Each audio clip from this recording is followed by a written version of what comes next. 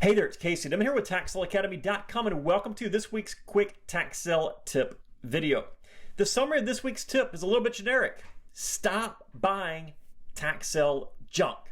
Now, I could end it at that, but unfortunately, I get a lot of people, especially new investors, who aren't quite aware that they're buying junk until it's too late. I'm going to give you a few examples of this and how you can avoid those specific types of tax sale junk. But before I get to that, I want to explain the reason for this video. I routinely get emails and DMs from people asking me about my opinion for some random property that they found on a tax sale list that they're thinking about buying.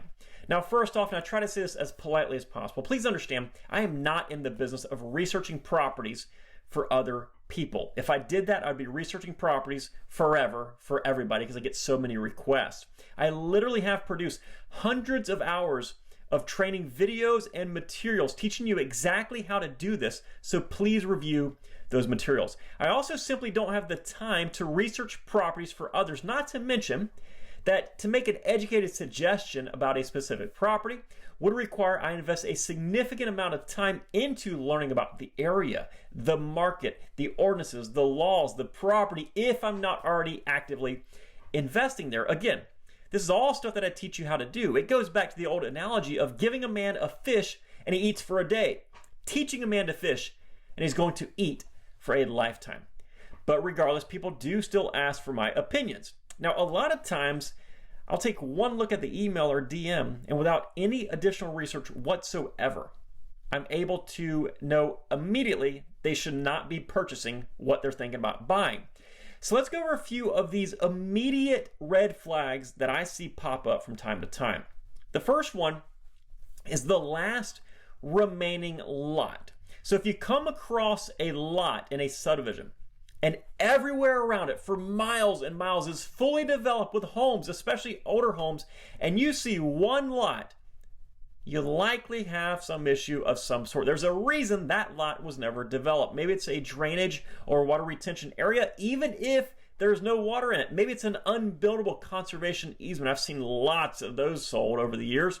Maybe it's the neighborhood park, even if it has no amenities in it. Or maybe it's something else that you simply can't build on. The next one, water. On that same note, if the property fully surrounds, fully encompasses a body of water, I can just about guarantee that that body of water that you see, that pond you see, is the water or drainage retention pond for the community or the area. Now, if the property instead is just on a piece of that water and every other property around it has already been fully developed, there's likely something preventing that specific property from being built on as well. The next one, a property that has been on the OTC list for years. If you come across a property on the OTC list and you realize it's been there for years and years, there's a reason nobody else has purchased it. The best time to buy a property off of the OTC list is the moment that property goes on to the list. I can assure you that if a property has been on an OTC list for 5 years, you didn't just happen to luck out and stumble on an absolute gem of a property that everybody else has overlooked for the past 4,000 plus days. Next one, low taxes or a low taxable value. If the opening bid, the amount of the back due taxes, interest, and fees is $19, that implies that it has a low assessed value that those taxes are based off of.